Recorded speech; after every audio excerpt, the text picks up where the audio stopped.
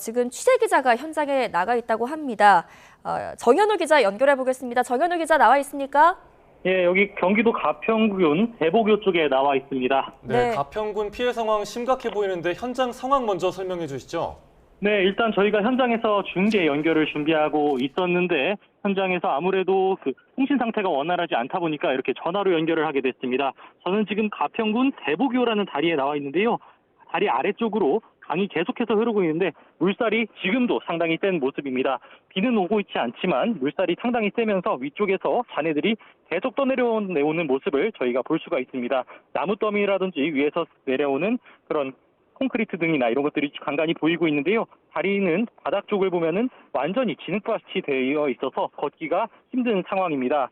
네, 떠내려온 잔해도 현장에서 계속해서 보입니다. 얼마나 강하게 이 다리를 과거에 간밤에 강타를 했었는지 이곳 대보교 다리 난간은 완전히 박살이 나 있는 모습입니다. 떠내려온 잔해들도 현장에서 보이는데 5m도 넘어 보이는 나무가 떠내려와서 난간을 강타하고서 이곳 다리 위에 지금은 위치해 있는 모습을 볼 수가 있습니다.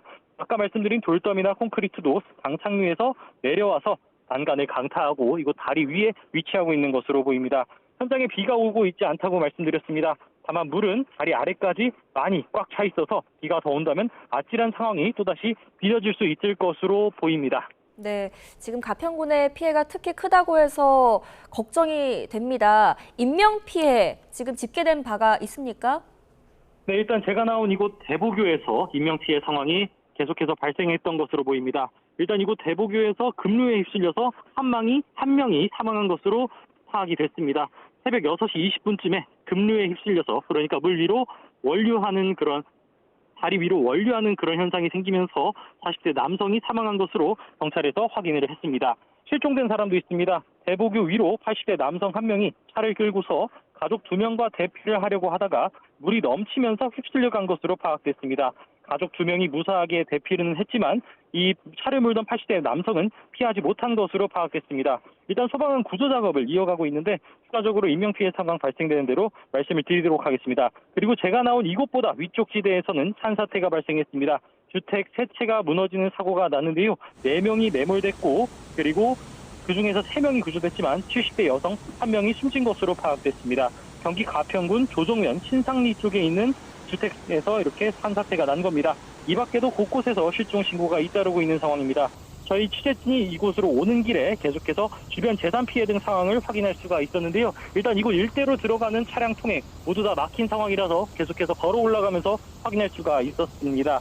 인근에 있는 축사를 볼 수 있었는데 물이 들어차면서 계속해서 안쪽에서 진흙 등을 빼내는 작업들, 그러니까 복구 작업이 한창 진행 중인 모습을 볼 수가 있었습니다.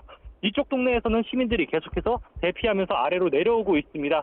차를 끌고 내려가는 경우들도 있지만 이곳이 워낙 아까 말씀드린 것처럼 대보교 위에 잔해들이라든지 나무 더미들이 많기 때문에 통행에 상당히 어려움을 겪으면서 내려오는 데 시간이 꽤 걸린 것으로 보입니다. 그렇다 보니까 걸어서 내려오는 주민들도 저희가 볼 수가 있었는데 이곳보다 좀 더 높은 쪽에 있는 산 위쪽에 산다고 하는 주민은 이곳으로 내려오는데 아래쪽에 바닥이 워낙 진흙밭으로 되어 있다 보니까 걸어 내려오기가 힘든 상황이라고 설명을 했습니다.